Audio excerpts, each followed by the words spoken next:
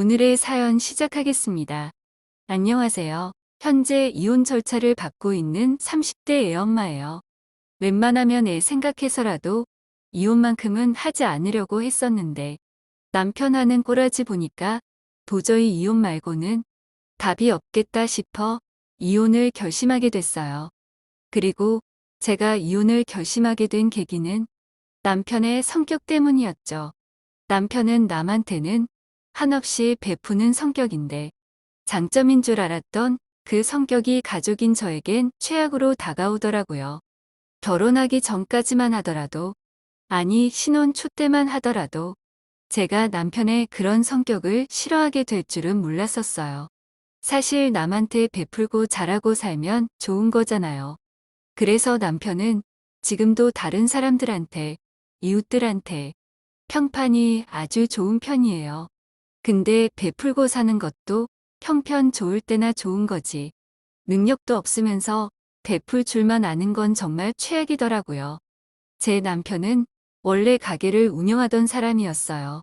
자기는 남 밑에서 일하는 거 답답하고 회사 다니는 건 힘들다고. 저 만나기 전부터 가게 창업해서 장사를 하던 사람이었죠. 남편이 운영하던 가게는 엄청난 수익을 내던 가게는 아니었어요. 그냥 차 떼고 포 떼면 한 달에 일반 월급쟁이만큼 버는 정도? 근데 딱 자기 먹고 살 만큼 버는데도 매달 노숙자며 기초수급 아동들한테 무료로 음식 나눠주고 하는 봉사를 하더라고요.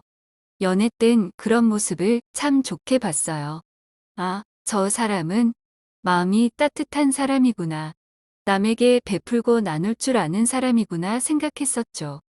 사실 제가 폭력적인 아버지 밑에서 자라서 남자는 다른 거 볼 필요 없이 성격 하나 좋으면 된다. 착하면 그만이다 생각했었거든요. 그래서 착한 그 성격 하나 믿고 결혼을 했는데 결혼하고 직접 옆에서 지켜보니 이 사람은 착한 게 아니라 남한테 좋은 일 하고 관심 받는 걸 좋아하는 사람인 것 같더라고요. 그걸 처음 느꼈던 건 남편이 하던 가게가 문을 닫게 됐을 때였어요. 원래도 장사가 막 잘 되는 편이 아니었던 가게는 코로나가 터지면서 오래 버티지 못하고 아예 문을 닫게 됐고 남편은 일할 곳 없다고 한동안 놀다가 저희 엄마가 하는 수산물 가게에서 일을 하게 됐어요. 사실 시장에서 하는 작은 가게라 따로 일손이 필요 없는데 엄마가 절 걱정해서 남편을 직원으로 써주신 거였죠. 그래서 하는 일에 비해 돈도 많이 받아요. 주 4일, 4~5시간씩 일하는데도 저희 엄마가 매달 월급으로 200씩 챙겨주거든요. 그러면 사람이면 고마움을 알아야 하잖아요. 일손 필요한 것도 아닌데 직원으로 써주는 저희 엄마에게 감사한 마음을 가져야 마땅하고요. 근데 남편은 저나 저희 엄마 또 저희 딸한테는 관심도 없더라고요. 매주 주말이나 달에 한 번 오는 월급날이면 고아원 봉사 나간다고 이것저것 바리바리 싸들고 나돌기 바쁘고 가족은 늘 뒷전이더라고요. 어찌됐건 우리는 따뜻한 쌀밥 먹고 잘 산다나? 그러면서 뭐 이렇게 챙길 사람이 많은지 별로 친하지도 않은 사람 결혼식까지 가서 돈도 없으면서 부조도 작게는 30만 원씩, 보통 50만 원씩 하고 오는데 같이 사는 사람 입장에선 정말 복장이 터지더라고요. 그나마 다행히 제가 공무원이라 월급 밀릴 걱정 없이 따박따박 다 나오긴 하지만 다들 공무원 월급 아시잖아요. 세금 떼고 뭐 하고 하면 얼마 못 받는 거요. 근데 지 능력으로 버는 돈 하나 없으면서 남한테 그렇게 베풀고 오는 거 보면 속 답답하고 화날 때가 한두 번이 아니더라고요. 저희 애가 지금 4살인데 여태 애한테 제대로 된 옷 한 벌 사준 적이 없어요. 남편이 매달 봉사한다고 여기저기 퍼주고 멋대로 기부까지 해버리니까 아무리 아껴도 돈이 없더라고요. 그래서 참다 못해 그만 좀 하라고 했어요. 일단 우리부터 제대로 먹고 살아야 할 게 아니냐고. 당장 우리 입에 거미줄 치게 생겼는데 이런 주제에 누굴 돕겠다고 설치냐고 그랬죠. 그랬더니만 남편이 그러더라고요. 돈은 있다가도 없고 없다가도 있는 거야. 당장 내 도움 기다리는 사람들이 얼마나 많은데. 그런 사람들 외면하고 내 것만 챙기면 내 인생이 행복하겠어? 라고요. 말은 아주 번지르르해요. 당장 엄마가 일손 필요 없다고 다른 일자리 알아보라고 하면 손가락 빨고 있어야 될 사람이 지 앞날 생각 못하고 남한테 퍼줄 생각만 하는 거 보니 짜증이 팍 나더라고요. 그래서 요즘 애들 애기 때부터 영어 공부시키고 한다는데 우리 애는 그런 거 하나 못 시키고 하는 거 알고 있냐고. 세상에 자식보다 우선인 게 있냐고. 혹시 그 고아원에 나 몰래 낳은 자식이라도 있는 거냐고 했더니 자길 뭘로 보는 거냐며 아주 난리를 치더라고요. 애가 착하게만 크면 됐지. 무슨 영어 교육이냐고. 자기 보라고 어려서 키워줄 부모 하나 없었어도 혼자 알아서 공부 잘해서 이렇게 잘 크지 않았냐고. 다른 사람들한테 좋은 사람이라고 칭찬 듣고 잘 살지 않냐고. 벌써부터 애 교육에 목맬 필요 없다고 그러더라고요. 생활비나 가져오면서 그런 소리를 하면 그래 사람이 착해 그렇구나 이해라도 할 텐데 매달 180만 원씩 기부하면서 생활비 한 번을 제대로 못 가져오는 인간이 저런 소리를 하니까 너무 현실감 없게 다가오더라고요.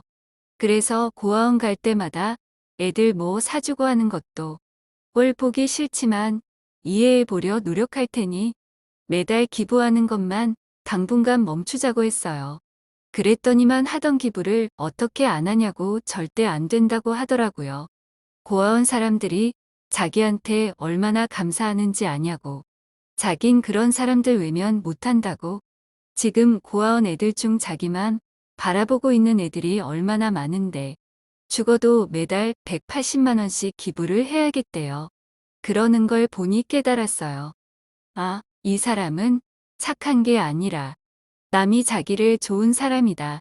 착하다 치켜 올려주고 인정해주고 하는 걸 좋아하는 사람이구나.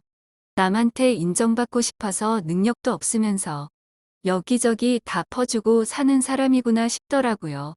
그러면서 자기 가족이 지금 어떤 상황이건 관심도 안 갖고 한우며 제철과일 같은 거 사다가 나르는데 이대로는 안 되겠다 싶었어요. 엄마한테 말해서 그냥 일 시켜주지 말고 알아서 돈 벌고 하게 두라고 해야겠다 싶더라고요. 사실 그렇게라도 하면 정신 차릴까 싶었어요. 당장 휴대폰 비며 보험비도 제대로 못 내는 형편인 거 알면 그 짓 좀 그만둘까 싶었죠. 근데 엄마 가게에서 일 못하게 됐는데도 그 짓을 안 멈추더라고요. 달에 생활비로 10,000원짜리 한 장 못 가져오면서도 매일같이 봉사한다고 고아원에 붙어 있는데 뭐 이런 인간이 다 있나 싶었어요. 그러다 이혼을 결심하게 된 결정적인 일이 발생했죠. 출근해서 일하고 있는데 갑자기 카드가 긁혔다는 문자가 오더라고요. 말도 안 되는 결제 금액에 처음엔 제 눈이 잘못된 줄 알았어요. 누가 내 카드를 도용한 건가 해서 카드사 전화하고 난리를 쳤는데 알고 보니 남편이 저 몰래 제 카드를 가져가서 썼더라고요. 돈도 한 푼 없으면서 고아원에 뭘 해주겠다고 또 약속한 모양이었어요. 이거 뭐냐고 따지니까 태블릿 PC를 애들 준다고 10대를 결제했대요. 고아원 애들한테 성적 잘 받으면 해주기로 전부터 약속했던 거라고. 어른이 돼서 어떻게 약속을 안 지키냐고 그래서 산 거라고 하더라고요. 거기에 약속 지킨 고아원 애들 기특해서 파티 열어준다고 이것저것 시켜준다고 30 정도 더 긁었던데 그나마 잡고 있던 이성끈이 뚝 끊어지는 기분이었어요. 해도 해도 정도가 있지 당장 우리 애가 갖고 싶어도 못 해주는 판에 남인 애들한테 몇백이 되는 돈을 아무렇지 않게 쓰고 오다니 베푸는 것도 정도가 있지. 이 인간이 사람인가 싶더라고요. 그래서 꼴도 보기 싫다고 당장 나가라고 악을 지르며 남편을 내쫓았고 남편은 미안하다며 울며 빌다가 집을 나갔어요. 아마도 자기 동생 집에 며칠 신세 지러 간 것 같더라고요. 그리곤 며칠 뒤 막노동하고 벌었다며 돈 10만 원 갖다 주며 하는 얘기가 자기가 이렇게 베풀고 사는 게 다 저랑 우리 딸 때문이래요. 남한테 했던 게 나중에 다 우리 복으로 돌아오지 않겠냐고. 자기가 이렇게 틈틈이 일해서 조금씩 벌어올 테니 저보고 이해해달래요. 그래서 이 인간은 아무리 해도 정신 못 차릴 인간이다 싶어 이혼하자고 했어요. 당장 애책이랑 장난감도 제대로 못 사고 있는 거 아냐고. 남들 쓰던 거 다 얻어쓰고 있는 형편이라고. 너 같은 놈은 아빠로도 필요 없으니 그만하자고 했죠. 그랬더니만 울면서 왜 자길 이해하지 못하냐고 하더라고요. 지가 도박을 한 것도 아니고 바람을 피운 것도 아니고 돈을 어디 허투루 쓴 것도 아니지 않냐고요.